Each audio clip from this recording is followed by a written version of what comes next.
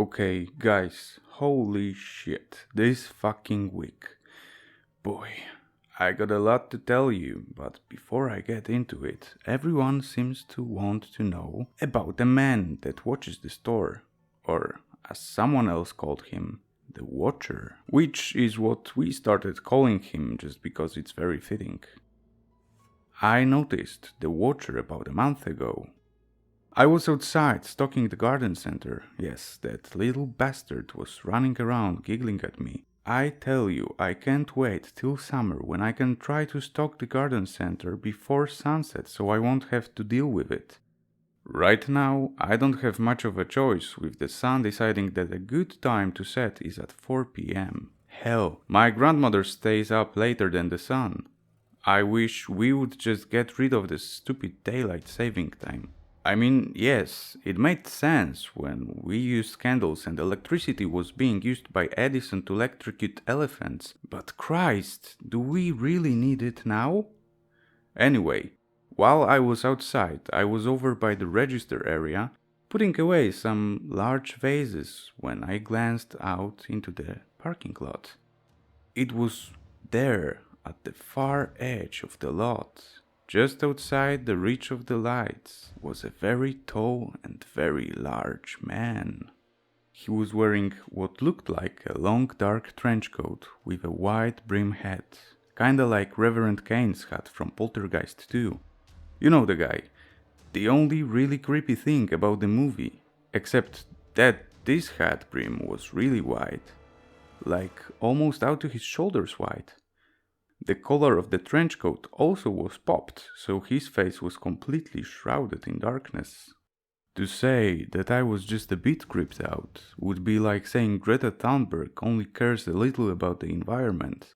I went to Mike about it back then and he just sighed with frustration. Don't worry, it wasn't at me. He told me that this guy shows up every year around the end of September, beginning of November, and just stand out there watching the store and tends to finally go away around the end of March. Mike told me that every night around 10 p.m. he'll show up somewhere just outside the property line, stand there all night, rain, snow, sleet, doesn't matter, and then he tends to disappear around 5 a.m. I asked him how many years has he been doing this, and Mike told me that from the stories he's heard, pretty much since the store first opened back in 2006. Has anyone tried to see what he wants? I asked Mike. Mike looked at me sadly. Yes, he said. Mike told me that a few years ago a young guy, one of those I ain't scared of shit types, decided to go and tell the creep off. He was never heard from again. The cops were called and a missing person report was made, but the guy was never seen again. And the Watcher disappeared for the rest of the year and next. That was until November when he once again showed up. I was like, fuck, Mike. Is there anything else that might pop up that I should know about that could, I don't know, cost me my life? At that point, Mike informed me that come spring I should be on the lookout of an incredibly attractive woman that starts showing up and tries to lure you out of the store to have sex with you. Yeah, you guessed it. She doesn't want to have sex with you, and I'm not supposed to believe anything she says or does, and that it's best to simply ignore her. I told Mike that if a hot girl was trying to have sex with me, then I would already not trust her. Because that shit does not happen, and I mean ever. I haven't had a woman look at me like that for over 10 years, and I'm counting my wife in that. Alright. Now let me tell you how my week went. The first really fucked up thing that happened was last Wednesday. Shit got real scary and real serious that night. Let me set it up here. I was working a unique shift on Wednesday due to Lowe's being closed for Thanksgiving. See, unlike other greedy big box stores, Lowe's actually cares about their employees and as such does not open late night on Thursday to sell items that have been marked up then marked down, so idiots feel that they need to get into fistfights over sheets. Oh yeah, I really saw that once on Black Friday. Let me ask you something.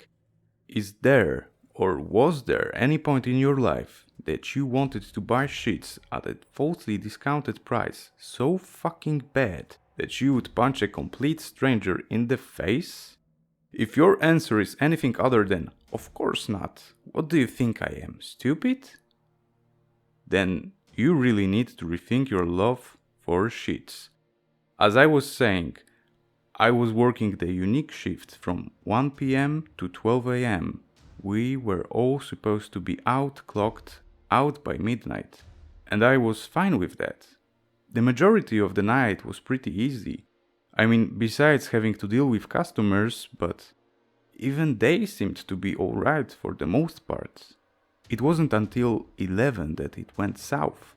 In the back of the store, we have our loading dock, where we keep everything that we unload off trucks that still need to be placed on racks in the store, or where special request items are stored until the customers can pick them up. Well, I was back there sweeping up and listening to the latest audiobook in the series called Hard Luck Hank. This book was called Dumber Than That. It's really good if you ever get a chance to pick them up. Anywho, it was really windy that night due to the fact we had a storm coming in from the east. The dock's roll-up doors were banging with the wind. They weren't really that loud and I really had thought nothing of it. I was by the last of the 3 doors when there was an especially loud bang. So loud and unexpected that I actually jumped and dropped my broom. I didn't move for a moment, just trying to recover from the surprise. I went to grab my broom when the door banged again. I stood and started to back up. There was another bang, but it came from the middle of the 3 doors. It was at this point that Mike came running into the back. "What was that?" he asked. I just pointed at the doors, a little too shocked to say anything. Then came another bang, then another, louder and harder. "I don't think that's the wind," I said. We can actually see dents starting to form from the numerous hits. It was so loud that we had to cover our ears as our other coworkers come to see what the commotion was. When they came in, Mike and I seemed to snap out of our shock and rushed out. Our coworkers quickly followed. We went to the front of the store, but even from there we could hear the banging. Mike decided to call 911, and then he let us leave early. Needless to say, we all bolted. Mike stayed, but not in the store. He got in his car and waited at the road entrance to the store. On Friday night, when I went back in, I found out that when the police showed up, Mike went with them to the back of the store to see if they could find what was making the banging noise. Well, whatever it was long gone, but both doors were fucked up badly. So badly that they're going to need to be replaced. The managers talked to Mike and me about what happened and I told them everything I knew. I asked what did the security cameras catch, and they said that they got knocked out just before the door was attacked. Yeah, I said, attacked, because that's what it looked like. There were large dents and deep scratches all over the 2 doors.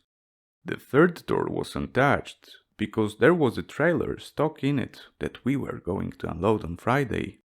This now leads me to my last bit of weirdness. See, while we were unloading the truck, we came across a small box with my name on it.